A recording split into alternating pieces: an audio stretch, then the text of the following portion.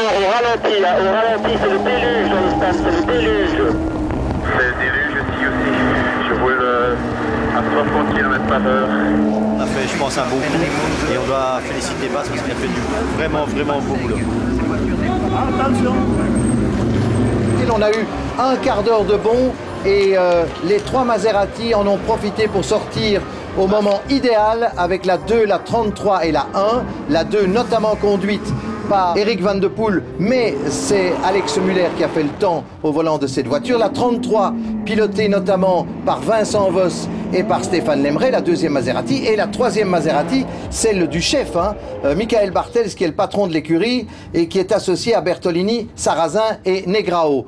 Par contre, les Corvettes ne sont pas sorties au bon moment et elles ne sont pas parmi le trio de tête qui est entièrement aux couleurs Maserati Vitaphone.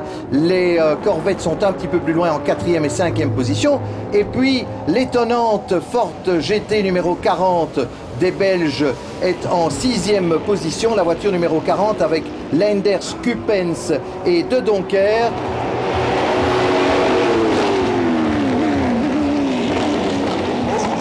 Les 3 pilotes sont qualifiés. On n'est pas obligé de rerouler en 2e séance si le temps se maintient. Si le temps sèche, on verra. Bas Leinders et ses équipiers qui ne sortiront plus au cours de la dernière séance qualificative. Ils sont absolument satisfaits de leur 6e temps. La voiture valait une 7e place, ils sont 6e. C'est magnifique pour le départ de ces 24 heures totales de Francorchamps.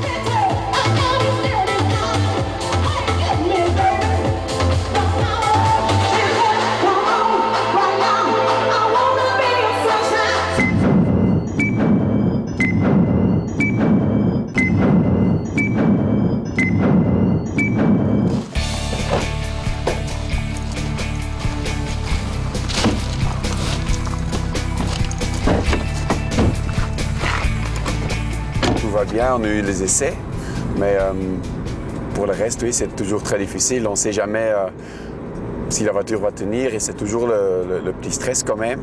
Même que je sais que l'équipe a fait vraiment tout pour préparer la voiture comme il le faut. Mais moi, j'ai vraiment envie de finir cette 24 heures le mieux possible et ça donne quand même un petit stress comme ça. Le 24 heures, naturellement, ici en Belgique, elle est très importante pour nous. Comme on est une équipe belge, on est tous des pilotes belges et il y a quand même une pression supplémentaire. Le samedi avant le départ, etc., même plusieurs heures avant le départ, tout le monde veut te dire bonjour, demander comment ça va. Et je m'efforce quand même de dire au moins un minimum, mais je suis déjà pas un grand bavard. Alors, si en plus je devrais parler à tout le monde, ça me demanderait beaucoup d'énergie que j'ai vraiment besoin pour faire le début de la course. Salut. Ça va?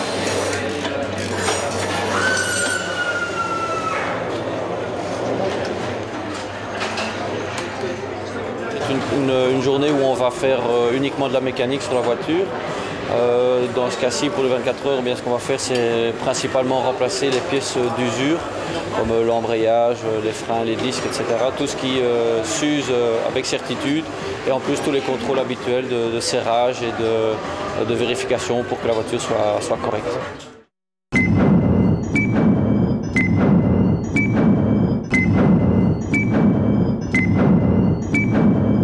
Nous souhaitons dès aujourd'hui officialiser notre souhait, notre volonté d'être présent au championnat GT1 2010 avec les 2 Ford GT préparés chez Matec.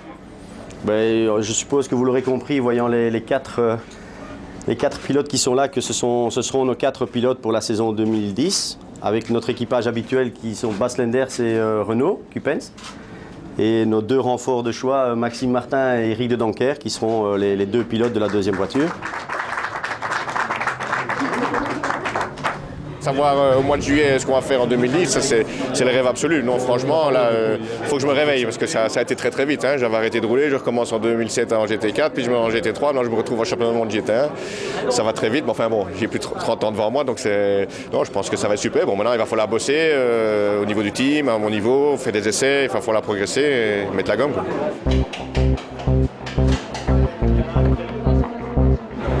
We've got some data on how many liters per lap we're using. It's about anywhere between 3 and maybe 3.7 liters, depending on the pace. So if there's rain or no rain, and depending on the driver. This puts us about maybe 1 hour of range under green conditions, and with safety car or rain, maybe 1.5 hours or even more. First stop, we'll probably bring them in at least 1 lap early, look at the data, but hopefully go 26, 25 laps. Yeah, if everything's going smooth.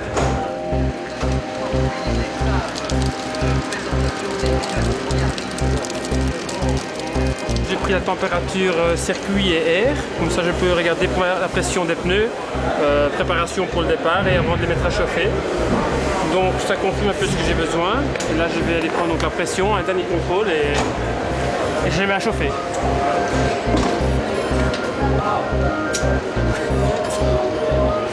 Celui-ci, s'il ne pleut pas, c'est le train qui prend le départ. S'il devrait pleuvoir, c'est celui-ci qui est déjà prêt, qui ne doit pas être chauffé. Donc ici maintenant, ce qu'il y a, c'est que la pression est bonne, je vais juste retrouver ce petit bouchon et je le mets à chauffer, prêt à partir.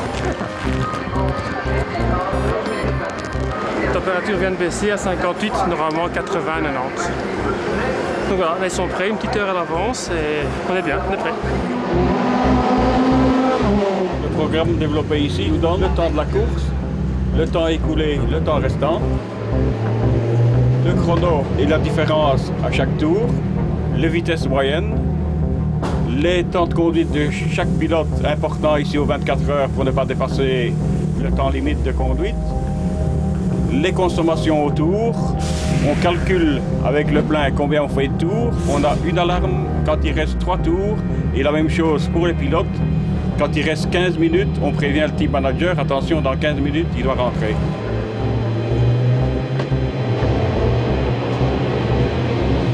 Nous avons aussi un panneau lumineux de chronométrage et d'affichage pour faciliter